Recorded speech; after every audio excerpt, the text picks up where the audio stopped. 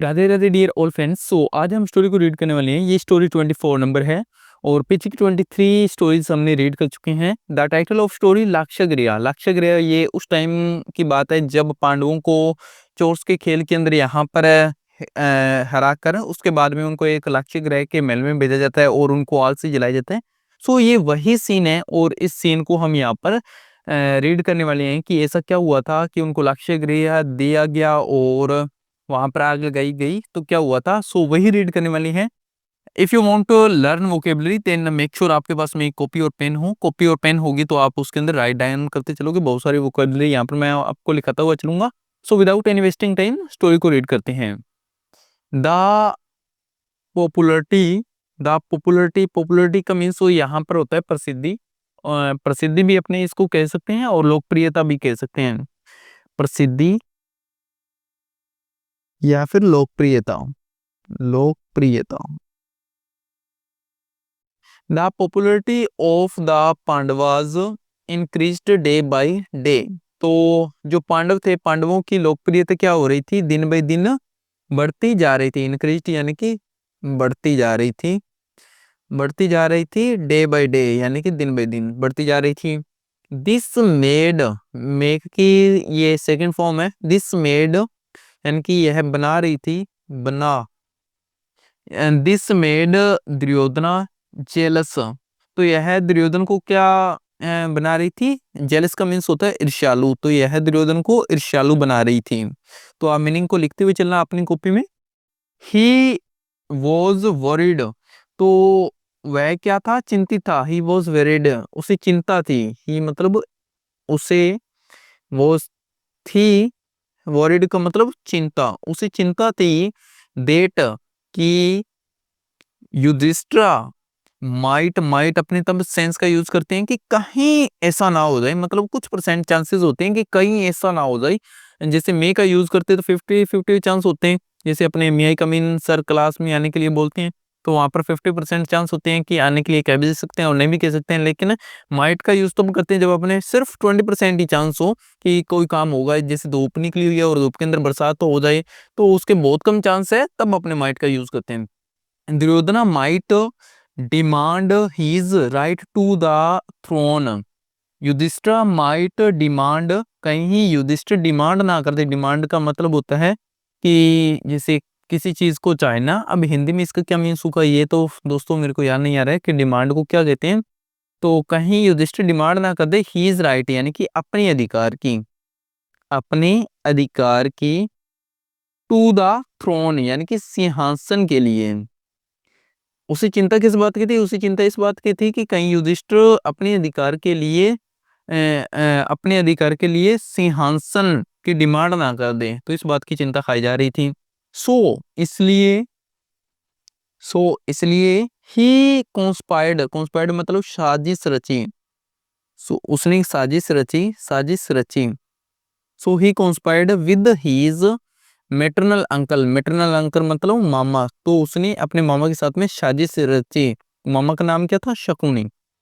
To eliminate the Pandavas, eliminate का मतलब होता है निकाल देना या फिर खत्म कर देना, उनको खत्म कर देने की, खत्म कर देने की। तो खत्म कर देने की एक साजिश रची किसने, दुर्योधन ने और उसके मामा शकुनी ने। An annual fair was held in Varunavat. Annual fair का मीन्स क्या मतलब होता है दोस्तों, वार्षिक मेला जो साल में एक बार लगता है, वार्षिक मेला।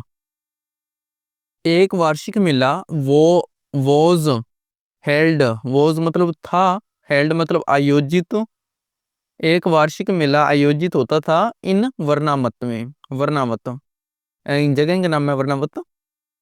सो इसलिए Duryodhana, Duryodhana persuade, persuaded, persuaded यानी कि राजी किया, राजी किया। सो ही, सो दुर्योधना परसुएडेड धृतराष्ट्र, तो धृतराष्ट्र को राजी किया। टू आस्क पूछने के लिए, इसके लिए पूछने के लिए। The Pandavas to attend the fair यानी कि दुर्योधन ने अपने पिता धृतराष्ट्र को क्या किया, राजी किया किसके लिए, पूछने के लिए, पांडवों को इस मेले में आने के लिए। ठीक है, अटेंड का मतलब होता है शामिल होने के लिए। वो चाहता था कि इस मेले के अंदर पांडव आए। सिंस चूंकि, चूंकि द पांडवाज नेवर नेवर का मतलब कभी नहीं, द पांडवाज नेवर कभी नहीं, रिफ्यूज्ड मना किया, कभी नहीं मना किया, धृतराष्ट्रज ऑर्डर यानी कि धृतराष्ट्र के जो ऑर्डर था उसका कभी भी उन्होंने मना नहीं किया, यानी कि ऑर्डर का मीन्स आदेश। धृतराष्ट्र दुर्योधन का पिता था और वैसे देखा जाए तो ये किंग राजा भी था, तो इनके आदेश का कभी भी निरादर नहीं किया, तो अब कभी मना नहीं किया था।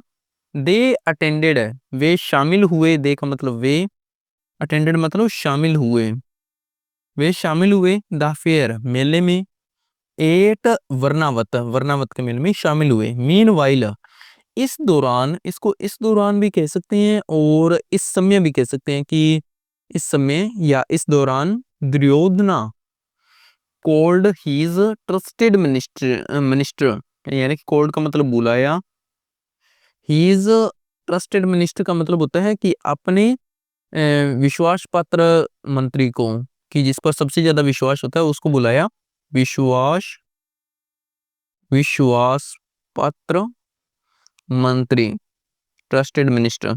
तो विश्वास पात्र मिनिस्टर को बुलाया जिसका नेम क्या था, पुरोचन। एंड डिविज्ड, डिविज्ड का मतलब रची, एंड डिविज्ड एन एविल प्लान, और एक क्या रची या क्या तैयार किया, एक दुष्ट योजना तैयार की, दुष्ट योजना। एविल प्लान का मतलब होता है एक दुष्ट योजना तैयार की, किसके साथ में, पुरोचन के साथ में। दे डिसाइडेड उन्होंने निश्चित किया to construct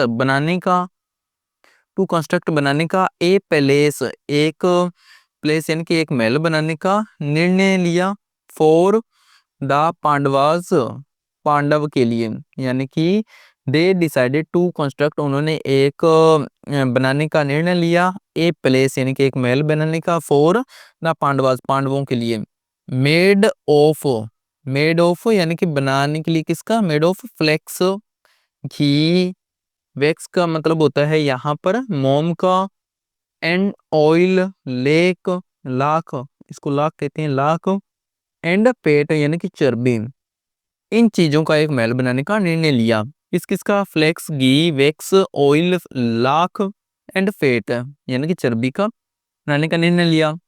all these things ये सभी चीजें, दीज का मतलब सभी, थिंग्स मतलब चीजें, ये सभी चीजें वर थी फ्लेमेबल का मतलब होता है ज्वलनशील, ये सभी चीजें क्या थी, ज्वलनशील थी। एंड वुड कैच, वुड का मतलब जैसे कोई भी विल का यूज अपने फ्यूचर के लिए करते हैं तो विल का पास्ट क्या होता है, वुड। तो ये स्टोरी पास्ट के अंदर चल रही है तो पास्ट में फ्यूचर की बात कर रहे हैं, तो उस वजह से यहाँ पर वुड लगा। एंड वुड कैच, तो ये क्या करती थी, पकड़ लेती थी आग जल्दी, पकड़ती थी आग जल्दी। कैच फायर इजिली, फायर का मतलब आग, तो ये चीजें जल्दी ही आग को पकड़ लेती थी।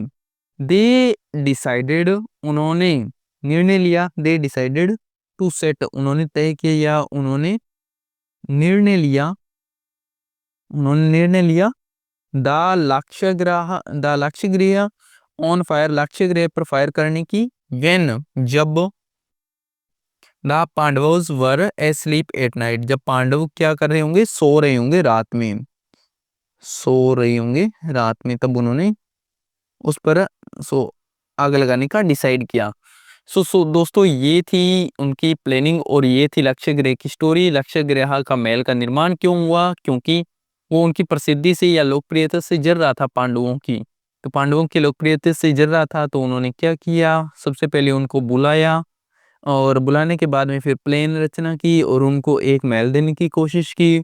महल भी ऐसा जिसके अंदर आग वगैरह जल्दी, यानी कि वो एक मारने का एक जरिया था।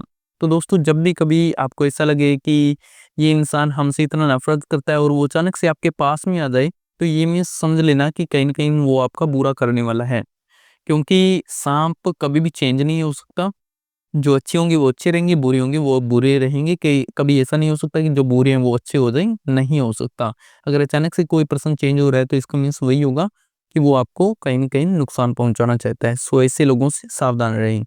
सो दोस्तों स्टोरी बहुत ही अच्छी थी। इफ़ अगर आपको स्टोरी पसंद आई है और आप ऐसे ही आगे स्टडी करना चाहते हो इन स्टोरियों को, देन आप हमारे चैनल को सब्सक्राइब कर सकते हो। एक छोटा-सा आपका सपोर्ट हमारे लिए बहुत बड़ा और हमारे लिए एक बहुत बड़ी मोटिवेशन का कार्य करता है। सो मिलते हैं दोस्तों नेक्स्ट वीडियो में। Bye bye, take care.